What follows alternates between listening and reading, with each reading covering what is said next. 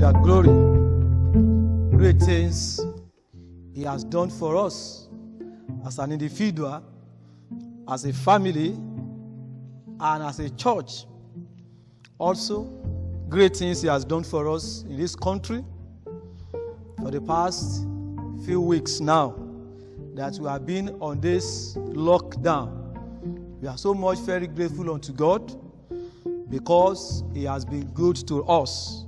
He has spared our lives, and we will continue to be grateful unto Him because He is God that is worthy to be worshipped, God that is worthy of our honor, is worthy of our praise, is worthy of our service, and we continue to praise Him forever and forever.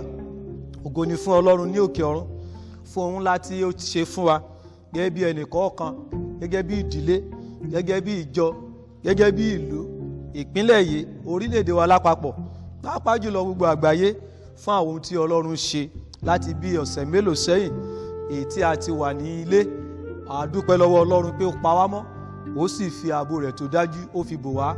A ó máa tẹ̀síwájú láti yin Ọlọ́run àti láti túbọ̀ máa gbé orúkọ rẹ̀ ga. Today is another day, the beginning of another week. Sunday, April 19, 2020. And I want to appreciate God for assembling us together again in our different hopes to listen and to hear His word.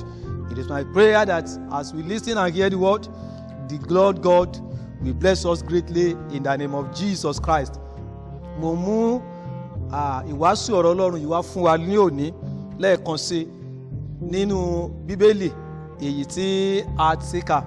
I will want us to look at it together. The book of Revelation chapter 1 verse 8. Ìwé Ìfihàn orí kìíní ẹsẹ̀ ìkẹjọ, which reads thus: I am Alpha and Omega, the beginning and the ending, says the Lord, which is and which was and which is to come, the Almighty. Èmi ni Alpha àti Omega, ìpilẹ̀ṣẹ̀ àti òpin, lé Olúwa wí, ẹni tí ó ń bẹ, tí ó ti wà, tí ó sì ń bọ̀ wá, Olódùmarè. This is the word of God where God is going to speak to us this morning, and I believe we are going to be greatly blessed in Jesus' name. Shall we pray together? Father, in Jesus' name, Lord, we pray through your word, you will bless our lives in the name of Jesus. And our coming together today will not be in vain. We will encounter you, we will see you, and receive the word of life that will sustain us within this period and beyond, in Jesus' name. The topic I'm bringing to us now is what I titled the Alpha and the Omega. The Alpha and the Omega. Ìpilẹ̀ṣẹ̀ àti òpin. Bí a bá wo ibi tí a kà yẹn, ó jẹ́ ibi tí Ọlọ́run Jésù Kristi ti kálára rẹ̀ tí ó ti fi ara hàn Jòhánù, ọ̀kan nínú àwọn ọmọ ẹ̀yìn rẹ̀. Jòhánù tí a pè ní John the Beloved.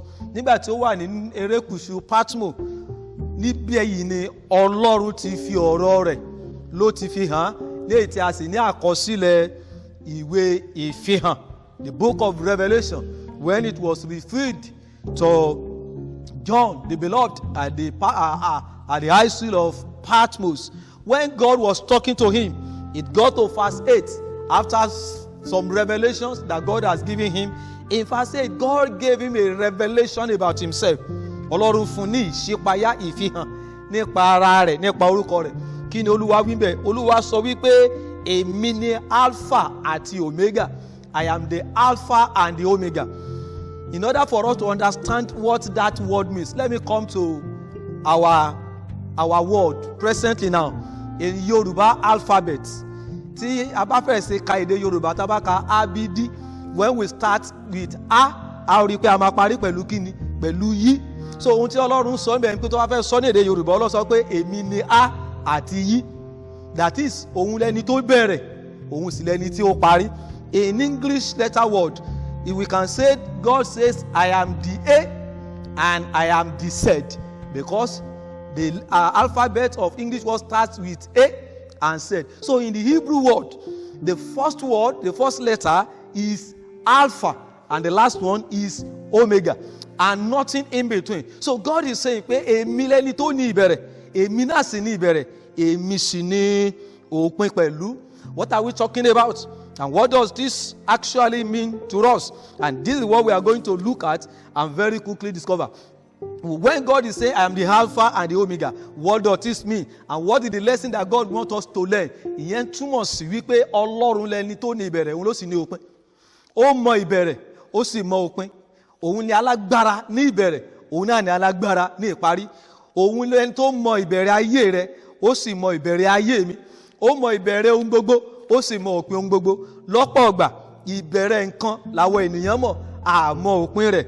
For example, this pandemic that started few weeks ago or few months ago now, some of us or some people or where it started, we knew how it started. People knew how it began. But unfortunately, presently now, we don't know how it's going to end. Though it has ended in some nations, but it continues in some other countries. Even our own nation here is that it's as if it's increasing every day in our country now. Even in America, in Germany, it's increasing. Possibly on a daily basis. The death toll is increasing. And this is another pandemic, another confusion. This one itself can cause another trouble to us that we don't even know where we are going. We knew when the government began to tell us that the church should close up. Thank God they didn't close our worship. Each of us are worshiping our house. We are worshiping our families. We don't know what is going to be the end of this matter, but God knows it. Even the situation you are passing through, you know the beginning of that problem. Some of us are even going through some challenges of life, challenges of family, challenges in our businesses. We don't know, sometimes we don't even know the beginning how it started, but God knows it. And He also knows how it's going to end. And that is why I'm bringing this word of challenge and encouragement to you this morning. That God, He knows the beginning and He knows the end. And because we are His children, it behoves us therefore that we need to put our trust in Him. A ní láti fi ìgbẹ́kẹ̀lé wa sí inú Ọlọ́run nítorí pé òun lẹni tó mọ ìbẹ̀rẹ̀ ohun tí a ń là kọjá, ó sì mọ òpin rẹ̀. Òun ni Alpha, òun ni Omega, òun ni A wa, òun ni Yí wa, òun ni He, òun sì ni Z. Kò sẹ́nìkan tí ó mọ̀. Nítorí náà I want to quickly tell us some things to encourage our hearts. When we are talking about this God, this Jesus Christ that was crucified on the cross of Calvary, even according He told John here, He said, I am the Alpha and Omega. The Lord Jesus who was, who is, and who is to come. He died and He rose on the cross of Calvary for you and I. So He has all His power. He has all that it takes to see us through, to see me through, and to see you through. Òun lẹni tí a sin tó jíǹde, ó mọ ohun gbogbo, ó sì lè ṣe ohun gbogbo, ó lè èmi àti rẹ, ó mọ ọ̀nà tí ó lè gbà láti mú wa là kọjá. Now, number one thing I want to tell us about this God is, this God, Alpha and the Omega, is the omniscience God. What does omniscience God mean? He is the all-knowing. He knows everything. He knows the beginning and the present, as I said. He knows the situation, the challenges that the world is going through now. He knows the answer. He knows the solution. He knows the solution to the problem on ground. He has full knowledge of everything. That is God. He's the Alpha and the Omega. Ó mọ ìbẹ̀rẹ̀, òun ni Ọlọ́run tó mọ ohun gbogbo. In fact, the medical sciences, the doctors, the scientists, they are already now looking for a way out. Every day now and then, if they will trust in God, if they will come to God, He will give them solution. Nítorí pé Ọlọ́run yẹn, òun ló mọ ìbẹ̀rẹ̀ ló sì mọ òpin. Yóò fún wọn ní ọ̀nà àbáyọ bí àwọn onímọ̀ ìjìnlẹ̀ tí wọ́n ń ṣe ìwádìí lọ́wọ́ tó bá lè tọ̀ Ọlọ́run yìí wá. He will surely show them the way. Number two, the Alpha and the Omega is the omnipotent God. What does that mean? He is the all-powerful God. Omnipotent God. Ọlọ́run tí ó lágbára jùlọ. Tí a bá wo bí tí a kà yẹn John yẹn chapter 1. Revelation chapter 1. Verse 8 yẹn níbẹ̀rẹ̀. Ó ní èmi ni Ọlọ́run Olódùmarè, the Almighty. And that means the Almighty God, the all-powerful God. He created the world and all His creatures, all His fullness. His power brought plagues, brought virus to the Egyptians, and He was one that also healed them. Agbára Ọlọ́run ló mú ìpọ́njú bá àwọn ọmọ Egypt nígbà tí Pharaoh bẹ̀ jẹ́ ká ọmọ Israeli lọ. Agbára rẹ̀ náà ló sì ṣiṣẹ́ ìwòsàn yẹn. His power also brought plagues, virus to the Israel because of David's sin and through his power, he healed the Israelites. He is the all-powerful God, the omnipotent. The same way, this power that God has, he knew the beginning of this pandemic, and he has power to heal our land. He has even told us, even in 2 Chronicles chapter 7 verse 14, that when we humble ourselves, when we pray, when we call upon him, when we seek his way, he will heal our land. He is all powerful. He has power to do it. Nítorí ìdí èyí, Ọlọ́run tó ní agbára láti ṣe nǹkan wọ̀nyí, kò tọ́ kò yẹ kí èmi rẹ kí a bẹ̀rù, ó yẹ ká fi ìgbẹ́kẹ̀lé wa sí inú rẹ ni, ó yẹ kí a gbàgbọ́, nítorí pé Ọlọ́run yìí òun náà ní alágbára. Number 3 thing I want us to know, he is the most benevolent God. The Alpha, the Omega is the most benevolent God. What do we mean by that? Òun ni Ọlọ́run aláàánú jùlọ. He is God of all mercy. His mercy covers the world. His mercy is everlasting. His mercy endures forever. His mercy follows his people always. In Psalm 23 verse 6, only surely goodness and mercy shall follow me. When? All the days of my life. He follows you all the days of your life. He shows his mercy to thousands of generations of those that love him. Ọlọ́run yìí ni aláàánú, àánú rẹ̀ kárí gbogbo ayé. Àánú rẹ̀ ò ní òpin. Àánú rẹ̀ bẹ̀rẹ̀ láti ìlà oòrùn dé ìwọ̀ rẹ̀. Ó wá láti àríwá dé gúúsù. Ó la òpin ayé já. Àánú Ọlọ́run ó wà títí láéláé. Àánú rẹ̀ kò yí padà. Ó sọ ní Psalm 23 yẹn verse 6. Ó ní nítòótọ́ ire àti àánú yóò máa tọ̀ mí lẹ́yìn nígbà wo? Ó ní ọjọ́ ayé mi gbogbo. All the days of our life. Ire àti àánú Ọlọ́run ó yẹ ó máa tọ̀ wá lẹ́yìn. Nítorí pé òun ni Alpha di Omega. Ó wà níwájú wa, ó wà lẹ́yìn wa. Àárín rẹ̀ ni àwa wà. So if God is the beginning, is the end. We are in the middle. So if anything is coming from the beginning, he has to do it. When it's coming from the end, he handles it. Ọlọ́run ya wa nìyẹn. A gbọ́dọ̀ fi ìgbẹ́kẹ̀lé wa sí inú rẹ̀. He is the most benevolent God. Wàá sì rí àánú gbà lónìí lórúkọ Jésù. Wàá rí àánú gbà lọ́sẹ̀ yìí bí èmi àti rẹ̀ bí a ṣe ń lọ àti ìdílé rẹ̀ lápapọ̀. Àti ìjọ orílẹ̀-èdè wo rí àánú gbà. Orílẹ̀-èdè àgbáyé náà rí àánú gbà pẹ̀lú. Number 14, I want to tell you about this Alpha and the Omega. Ìbẹ̀rẹ̀ àti òpin, ìpilẹ̀ṣẹ̀ àti òpin. Is that he is the greatest keeper. Is the greatest keeper. Ọlọ́run tí ó ń ṣọ́ni. Is the watchman. Òun lọ́lọ́run tó ń ṣọ́ wa. Is our watch. He is one that can keep us. In Psalm 91 verse 1 lọ sí ìsàlẹ̀. Ó sọ níbi oní búburú kò ní ṣubú wa bẹ́ẹ̀ làrúkọ kò ní dé ilé wa. Ó sì tún sọ pé òun ó pa á mọ́ ní àlàáfíà pípé ọkàn ẹni tí ó sinmi lé. He is the keeper of his people. He keeps his people as the apple of his eyes. He keeps them from all evils and all pestilences. He keeps them to the end of the world. In Philippians chapter 1 verse 6, Paul sọ níbẹ̀, ó ní èmi mo sì dá mi lójú ohun kan yìí pé Olúwa ó lè ṣe ohun gbogbo, ó sì lè ohun tí mo fi lé lọ́wọ́ ó lè pa á mọ́ títí di ọjọ́ ìkẹyìn. That's our God. He is our great keeper. He keeps us from evils. Only when I walk in the valley of the shadow of death, I fear no evil. Why? Because thou art with me. Ó ní bí èmi tilẹ̀ rìn ní àárín àfonífojì òjijì ikú, èmi kì yóò bẹ̀rù ibi kan torí kíni, ó ní torí pé ó wà pẹ̀lú wa. Ọlọ́run yìí ń bẹ pẹ̀lú wa ní àfonífojì pandemic, ní àfonífojì COVID-19. God is with you.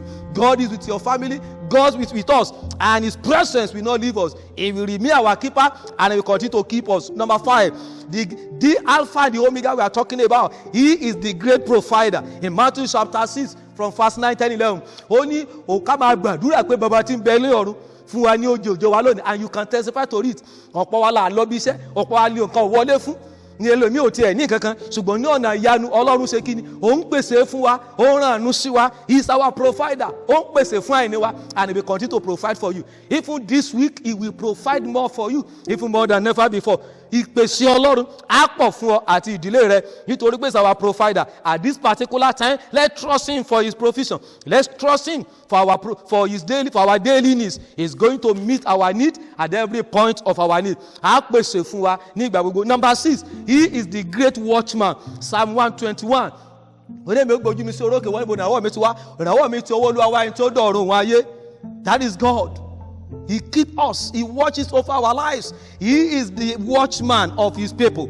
In Psalm 127 verse 1 and 2, ó sọ fún wa níbẹ̀ ní verse, ó ní bí kò ṣe pé Olúwa bá pa ìlú mọ́, àwọn tó olùṣọ́ ṣe kí ni ó jí lásán. Ọlọ́run ló ń pa wá mọ́ lọ́pọ̀lọpọ̀ lọ́wọ́lọ́wọ́ báyìí. Ọ̀pọ̀lọpọ̀ ilé, àwọn adigunjalè, àwọn ẹni ibi, wọ́n ń lọ káàkiri, ìbẹ̀rù bojo ò jẹ́ kẹ́lòmíràn sùn, ọ̀pọ̀ wa àti ẹ̀sùn mọ́. Ṣùgbọ́n síbẹ̀ Ọlọ́run sọ pé èmi ni ààbò yẹn tó dájú. He is our watchman. He continue to keep watch over our lives. Gbogbo àwọn tó ń dáàbò bò wá, tá a ní kọ́ jẹ́ náà guide wa, they can't keep us, they can't watch over us.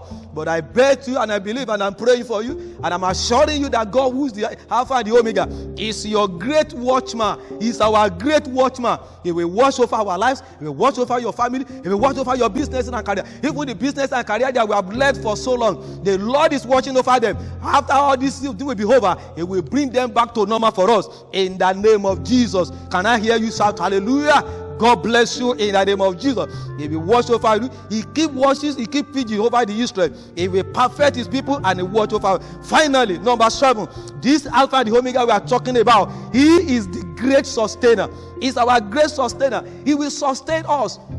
Ó máa mú wa dúró, ìjì yóò ní gbé wa lọ. Nígbà tí àwọn ọmọ Israẹli la òkun kọjá, nígbà tí wọ́n la ijù kọjá, Ọlọ́run sustain wọn. Ó pèsè fún wọn fún 40 days and 40 nights nínú ijù. Bàtà wọn ò jẹ́, aṣọ wọn ò gbó. He sustained them. He sustained Jesus. When He was wilderness for 40 days, He sustained Elijah. He was sending that woman of Shunammite to him to feed him all the day. People for 40 days, this woman, God sent her to Elijah and He took care of him.